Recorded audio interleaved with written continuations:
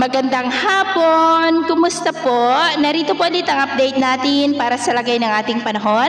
Ngayong hapon pa ng February 2, 2024 na kung saan sa ngayon ay easterlies pa rin ang hangin na patuloy po na umiihip dito po sa ating bansa at wala pong banta ng panibagong sama ng panahon, lalo na po ang bagyo na tatawid dito po sa ating bansa for the next 3 to 5 days. At ito nga po ang pinapakita ng forecast model natin pong ginagamit hanggang po sa susunod na 2 linggo. At sa lagay po ng ating panahon, ngayong hapon po ay maayos pa rin ang panahon sa malaking bahagi ng ating bansa, pero may tsansa pa rin ng maulap na kalangitan with isolated light to heavy rain sa ilang baking bahagi po ng Mindanao, Bohol, ilang bahagi ng Leyte at Cagayan na posibleng magtuloy-tuloy ang mga isolated rains sa ilang bahagi ng ating bansa hanggang mamayang gabi, kaya mag-ingat po tayo sa posibleng banta pa rin ng mga pagbaha at pagguho ng lupa. At yun naman pong mga baybayin, wala na po tayong nakataas na namang gale warning signals, pero iba yung pag-ingat lamang po kung papalaot tayo para po mas makaiwas sa mga sakunang pangkaragatan. So yun po ang latest update natin